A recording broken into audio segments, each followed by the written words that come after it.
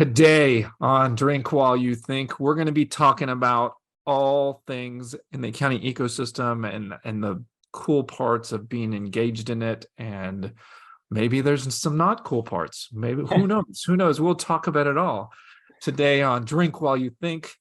Kenji says something usually here about two guys building their firm in weird ways.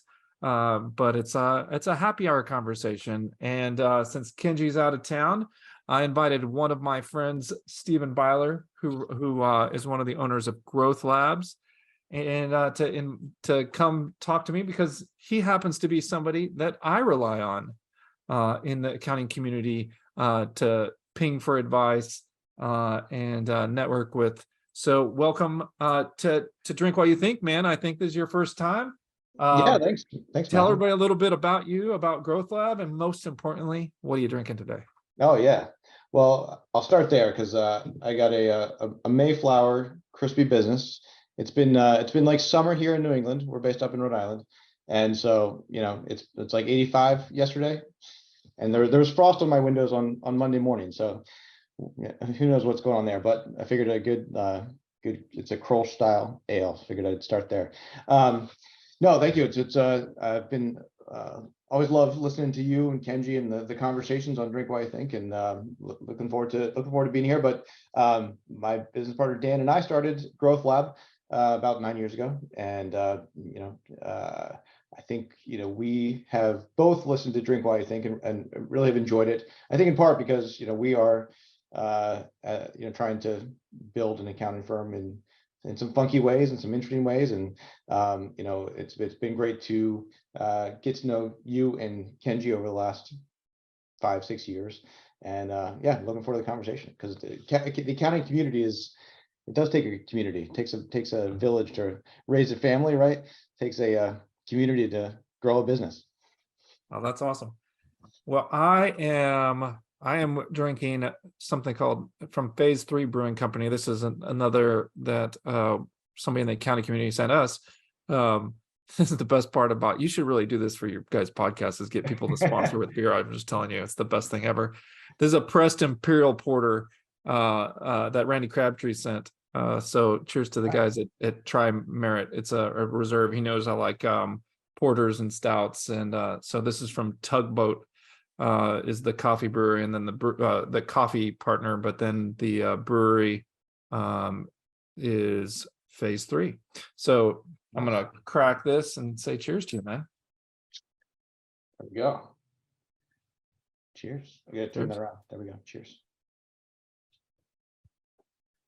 Well, I kind of kicked this topic around because I feel like you and I are very similar in this respect. We kind of entered the ecosystem, like the broader ecosystem, at different times, even though we're both building businesses probably at the same time. I think I came into Acuity at the same time you guys came into Growth Lab, and it occurred to me through some conversations probably about 2 years ago. It was like 2 years ago, I felt like you kind of like were like, oh man, like this is a helpful group of people to be around, and you're like coming out of like building the company for 7 years, and I felt like you're like, oh, I get why people do the conferences and do that kind of stuff. And am I making that up, or is that kind of like, I feel like it was almost like, I think it was San Diego where I felt like there was, you were like, oh, this could be something that I really enjoy.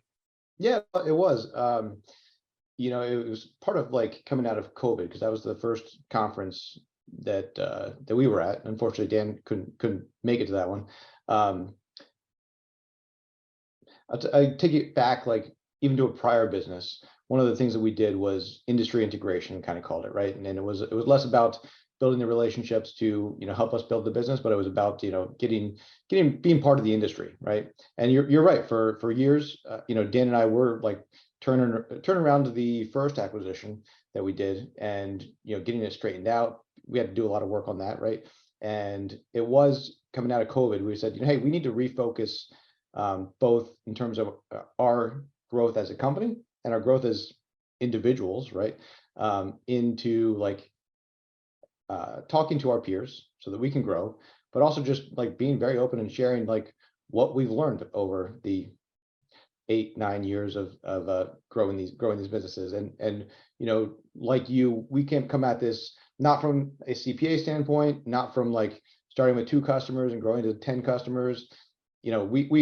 Dan or I are not CPAs. We're not accountants. You don't want us doing your books, right? So we really had to like think about how do we grow this as a business, a lot about process. And sometimes that's an advantage over like being the bookkeeper that grows it from small to large.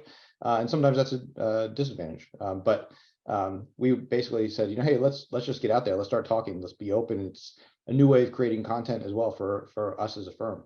And it was in San Diego that we connected. And I look back on that as a little bit of turning point for me, Matthew, because that's when we put together the group that we've been meeting with once a month to talk shop and share ideas.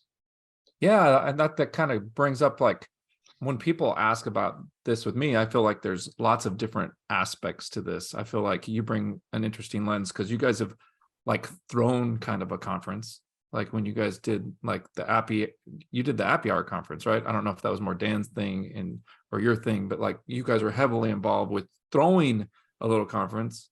You definitely are on the circuit now attending the conference. We have a peer group that you're referring to that we meet with very consistently once a month that we end up getting a little bit deeper probably with that. Are you in any of the online communities as well? But that's kind of a fourth kind of aspect. And is there any other kind of big categories you would put this ecosystem stuff in? No, I think you're right. Those are good categories. Happy Hour Camp really was Heather putting that together, who we brought her business in, but I think they're hoping to run that Happy Hour Camp again. We'll see. But Dan was down there. Really enjoyed that. So as a firm, we're in Realize. We're in some others. Corey is in Realize. We've kind of looked at some of the different communities out there, and because we all each can't be in everything. We've got our own capacity limitations, right? Let's face it, right? Both in terms of time and relationship, ability to kind of go deep. So we, between Corey, Dan, and myself, we kind of looked at what's out there and said, what's the best fit for who can join these online communities. So we kind of split that up. And who's in which communities out of the Growth Lab teams? So Corey's in Realize. Dan is in Ryan Lozana's Future Firm. Future Firm. Yep. And I put some of my time into our group, to be completely frank. The sevens, as we call it. The sevens, as we call it. Yeah, that's more of a private, like cultivated kind of thing. That's something like that. But half the time, I'm crunching to get my stuff ready for that too. So. Oh, that's right. At Acuity, I think we have 3 people in Realize and 1 person, or 2 of us, or one in Future Firm and a second person that's interested in joining Future Firm. I'm in Future Firm, and then I think Lisa's in Realize. I think Patty is in Realize. So, and I don't know if Accounting Salon counts, but like I know Kenji's in Accounting Salon. That's kind of not really an online community to me. That's more of a kind of a cultivated conference that kind of tries to do what we do. I think we do it better at the sevens, but that's pretty fun. No, I know that the guy, the Accounting Salon. Then there's just these other kind of informal gatherings, right? I think Kenji's going out to Scott. Are you going to Scottsdale? I'm not going to Scottsdale, but Kenji's going to Scottsdale, but went to Utah with a group a while back. So those are great kind of informal gatherings that tend to be pretty cool. So has your team like gotten something out of it? Let's just take the online ones for a little bit. Like have those been impactful your team? Like how have those kind of played into your firm? So I'd say it's been under 12 months that we've been like part of those, kind of put our efforts, time into there. So we have, I wouldn't say that I can point to exactly what we're getting out of those. But for me personally, for Corey, for Dan, can't speak for them, but it's partly just like starting to like get into those communities. Like, let's face it, any network that you're part of, right? You want to like be able to be there, contribute, understand before you're trying to like figure out what's what can you do, what can you get out of it. It's more just like being there, get to know, build those relationships, because that's where the I think the real value comes from these, is because then you can start to be open, honest, vulnerable, and there's different levels with different groups, but that's I think where the real like growth can come from. That's I hear you there. I think it's interesting kind of how the different ones work. I've talked to Jason Stats about Realize a bit and how he built it, and I've talked to Ryan about how he built Future Firm, and those two are kind of the preeminent ones. I feel like every firm should be in one of those two communities, just to be introduced to like the thinking and the kind of questions that are coming out of that. And it's kind of just it's like Coke versus Pepsi to me on like a different way to do it. Like Jason's group, both of them, one thing they both do is an incredible amount of cultivated information out. Like everybody should read both of their newsletters, right? And it keeps you sharp, right? Because let's face it, like part of this is just like thinking outside the box and thinking outside of like operations, thinking outside of even your own strategy for your firm, whatever it is. It's like, oh, this is what other people are thinking about. I need to like, it's what, it's why we read the news. It's why we need what else is going on out there that, we need to be thinking about, or we need to think about for the next 6 months, 2 years, 5 years. So I think it just keeps us all sharp. Well, let's move on to the second category. How are you thinking about the conference season coming up and the live, like industry-wide conferences, whether you're looking at the professional conferences, which ones are you find impactful, and kind of like what kind of purpose do they serve for you? So interesting year for us, right? And I'd love to get like your take on this too. But so for 2023, we've taken other people to conferences before from the company, but 2023 is really when we're Dan and I are not stepping back, but we're actively pushing other people out there, right? So whether it's QuickBooks Connect or XeroCon or others, like we're trying to find the right people to attend those from Growth Lab. There'll always be the ones that Dan and I go to. But again, as non-accountants, right? I'm not going for the CPAs. I'm not going for the most of the sessions. I'm usually going for like the community, right? Which like to the point of this, and it's an extension of the other things that we're a part of, right? The other firm owners that we can talk to that share ideas. There's always those sessions that like I want to like. Dan and I try and like split things up, or Dan, I and Corey, right? When we go to the same conference, make sure we're in different rooms so we can get as much as we can out of it. But if we look through the agenda, we usually like kind of hone in on the same kind of key sessions. So for me, it's less about the sessions. It's more about the people that are there, the relationships you can build, so that whether it's to have those one-off communities, whether it's to understand what else is going on in the technology world, in the apps. That's what those are. I get out of most of those. Yeah, one of the interesting things that I don't hear people talk about a lot, and I kind of want to dig on with you, is like you're talking about sending employees there. So what employees are you sending where? And let's just figure out like why you're thinking those would be good and what you're wanting them to get out of it. Like, because there's part just like being in the system, but there's probably some specific things you thought about. Yeah, for when we're sending people, it's sometimes it's about which conference is a good fit, but more it's about showing them and key people kind of the bigger realm, the bigger environment, the bigger ecosystem. Think a little bit bigger than just Growth Lab. They do, right? But everybody's busy, and we've got families, and we got customers, right? But taking a step and saying like, here are all the options that are out there, right? Whether it's apps like go walk in the floor at QuickBooks Connect. We brought two other key team members. One leads our accounting onboarding team, Mary Jo, and one leads our accounting team, Tracy, and they both came to QuickBooks Connect. And a big piece of that was like, let's just have you spend time like actually walking around the floor, like Dan and I've done for 8 years. Because we're usually the ones that are bringing back ideas and saying, hey, let's test this out, let's check it out.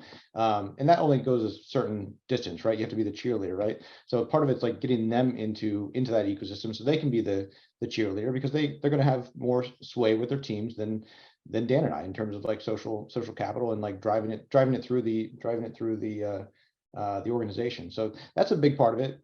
And just professional development for them, trying to really kind of change the conversation about what is professional development, because there's only a certain amount that we can provide you as a firm to our employees, and there's other things that we need to like get you out there, and it's not just like going to a 2-day seminar, but it's getting out there and into the world of this accounting community that we've so enjoyed, and having them participate that and see that as well.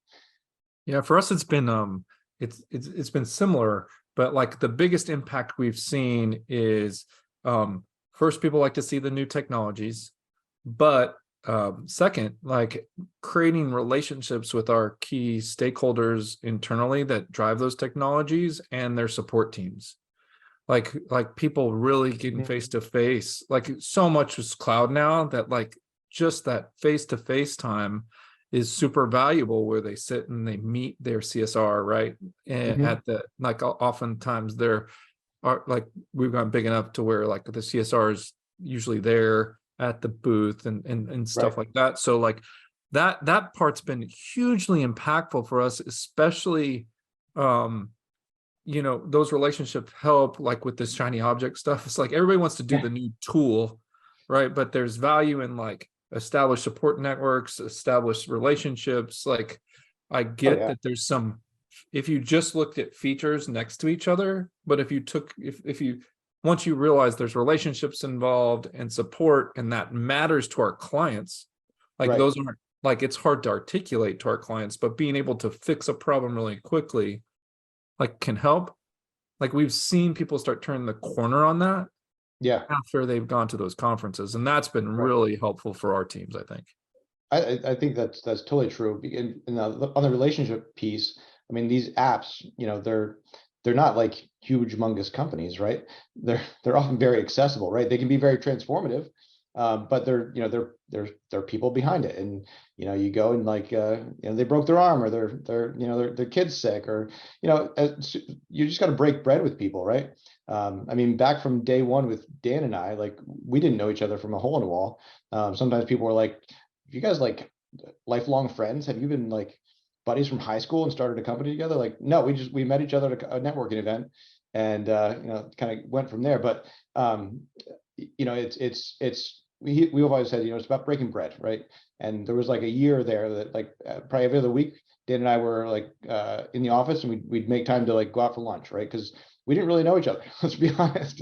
And it goes back to some of those times of really building the business early and trying to get to know one another, and I translate that into like the apps, the relationships. Like it makes so much of a difference when I be like, oh, I'll just call up the CS or the CEO, right? Because so many times like they're very accessible. Yeah. Well, cool. Well, that's a good snapshot there for that. Like I've been saving the best for last, right? So like the most impactful thing like in this ecosystem is the small group that you and I are in. So for those that aren't one of those 7 people, so what we did about, how long ago was this? About a year? This is after San Diego. Keep referring to San Diego. There was an accounting web conference in San Diego. For about a year, Steve and I have been meeting with 5 other firm owners around the country in various verticals, and we meet for about an hour and a half once a month, about sometimes 2 hours, hour and a half to 2 hours once a month, in a relatively kind of structured format where we have gotten to know each other.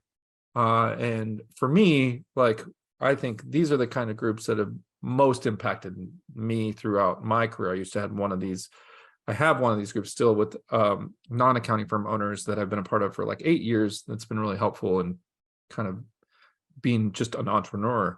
But this group that we're in is really the most impactful for me, which is like 7 of us that like deeply know each other, that understands the problems that we're going through and then can talk about stuff going on real time. And I'm not sure how many people have those same, whatever they want to call it, mastermind group or whatever, that's at least consistent enough to be impactful.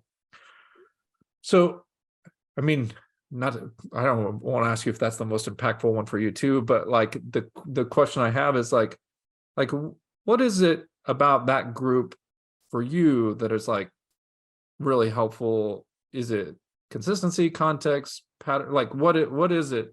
Just like the Yeah, and I'll answer that, but like, so people keep like thinking about this, right? Like it's not like we are that different, right? And I credit you, Matthew, for putting you and Marie for putting the group together. And like you said, it's a structured meeting, right? It's not just us getting together and hanging out and talking, about whatever's like floating in the air that day. But you really laid things out, and other people can do the same thing, right? Just find other people that are interested in, that have similar-ish firms. That, like, if you look at the 7 firms, they're not really that much the same, other than they're accounting firms, cloud accounting firms that want to grow and do interesting things. But I'm trying to like demystify it, like, for people, because it comes down to like cadence. It is like once a month. We try to be consistent. We put rules around it, right? You came with like set of rules. Hey, you have to show up for 10 out of 12 meetings a year. Otherwise, you're kicked out of the group, right? And of course, there'd be exceptions, right? But it's important to have those boundaries, because just like for just for customers, right? The reason you have boundaries around what kind of customers you're going to work with, it sets the stage, right? And so we've started, the 7 of us getting together, and it's been close to 12 months, but it is very impactful.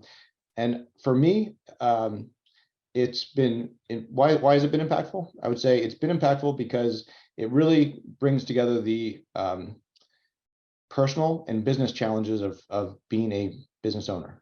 Because sometimes it's about process, sometimes it's about technology, sometimes it's about applications, but I'd say more often than not, like the things that we're wrestling with as business owners, and that we talk about in the group, is how it's impacting us, or what are we struggling with as a manager, as a business owner, as a flawed human being.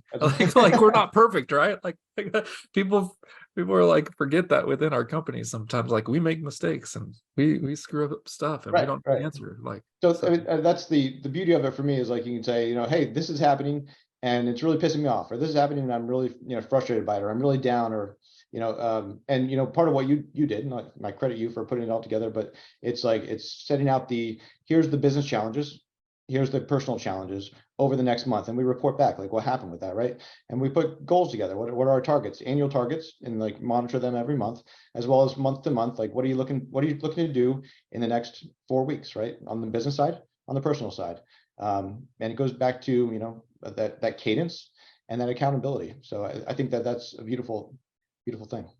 Yeah, and we kind of ripped off the structure from Entrepreneurs Organization, which is and the structure we use for those, if people are interested, is relatively simple. We have 3 goals each that we monitor every month. It's not like we just report out, and we feel some internal pressure on that. I think as humans, like, I think we say we're going to do something. It's not like it's going to hurt you if I don't achieve my goal, but I sure feel the pressure. So we have 3 goals each that we track. Each month we go and talk about there's a concept called the 5%, which is like the 5% you don't get to talk about with non-business owners. It's like the highs, the lows. So you focus on business highs, business lows that you don't get to celebrate with everybody, personal highs, personal lows that you don't get to celebrate with everybody. And then most of the meeting is kind of a structured discussion around a topic that's come out in previous months from those conversations. So somebody leads it and somebody moderates it, and then we rotate. So it's kind of sustainable. And then we're adding a in-person meeting kind of later in the year. So we have one in-person meeting where we're there a couple of days with each other, and we'll have to figure out the structure of that. So just to demystify that a bit, there's nothing rocket science about it. But it is relatively structured. It is, I think some people, that most of our group was really open to having some kind of structure. I think there's some amount of flexibility you have to have as you're developing a group. I think for other people out there, I think we were all kind of ripe and ready for it. But you really have to get to that point where you're excited to share and grow, right?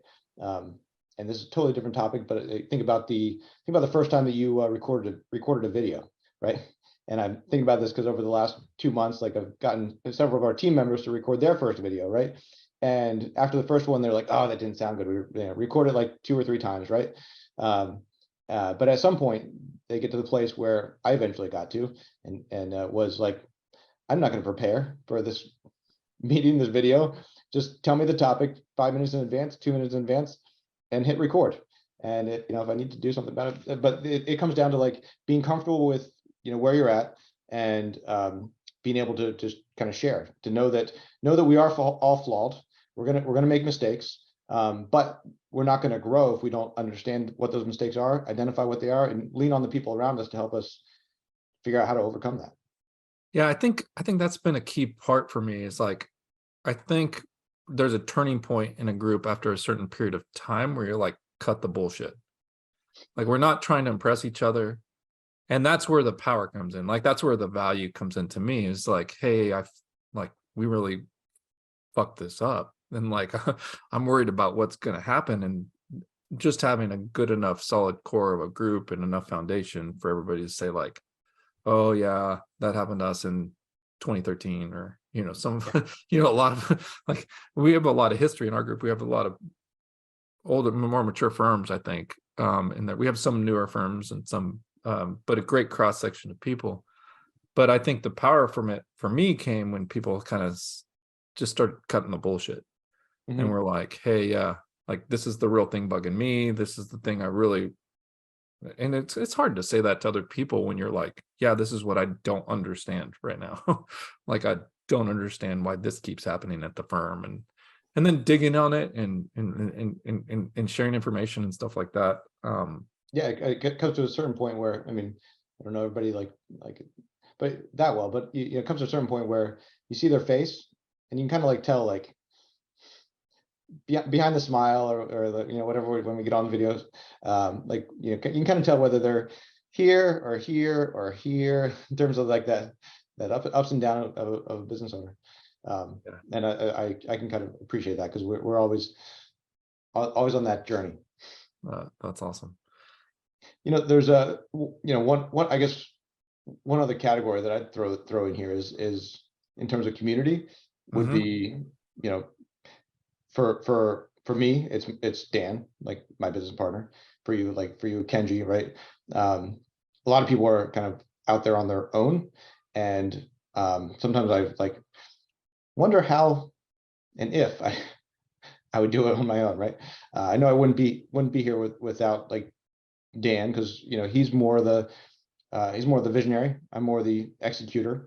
And we kind of go through, like, compare like both personalities, compare like different things. But for especially those early years, like, we could be each other's community and growth plan. So whether it's finding that right hand person that is not your business partner but is your employee, right? Or finding that other business owner that that you're talking to, like you're texting every twice a day, 3 times a day, or at least a couple times a week, because that's a different way of being accountable, even than like the sevens group for us, because it is more like day in, day out, like what's more that operational side of things, and how are you dealing with like making those even some micro decisions, right, that are part of your strategy.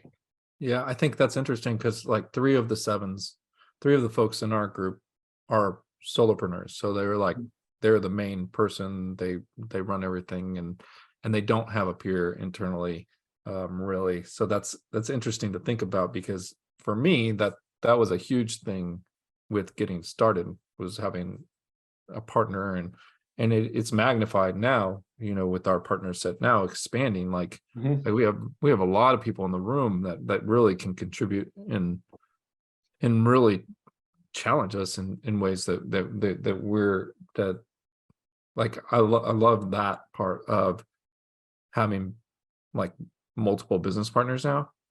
It's really interesting you say that, because that is a huge part of community, and it's just something I worry about for like solo firm owners. It almost seems Right. more important to have these other things in place if you're a solo firm owner, right? I would say so. And finding that person that you can like, you can bitch and moan to, Yeah, that person that you can celebrate like with, day in and day out, that person that you can like lean on to tell you to like just like snap out of it, just move forward, right? yeah. Whatever the case may be, it's impactful, super impactful. That's totally true, man. I'm glad you threw that one in. I appreciate that's all. That's awesome. Okay, man, we gotta do what is the like cool part. We gotta rate our beers and make Kenji record them on Untappd later. So we gotta Yeah. rate them on a scale from 0 to 5 in quarter point increments, 5 being the best. What do you rate that lovely beer there? I would rate it pretty high. Right now I'm like into like the ales, not as much IPAs, but so this one I think I got a win on. I'd call it a 4.25. Okay, so tell everybody what it is again. It is a Mayflower Brewing Company from local in New England, Plymouth, Massachusetts. Crispy Business Kolsch style ale. Crispy So, Business Coastal Ale 425, guys. Awesome. And I'm going phase 3 Brewing Company, the pressed Imperial Porter Reserve. Oh, I'm going up with you too. I'm going 425 on this one as well. This is a solid beer. Appreciate Randy sending this one off. That was a nice treat when we got that in the mail. Where can everybody find you on the socials, dude? Like, would people want to reach out to you? Where do they find you? I'm not super active on Twitter, but I'm trying to be. So you can reach me there at SMHB, Steven at growthlabfinancial.com, the old school email, probably the most reliable, and LinkedIn at Steven Byler.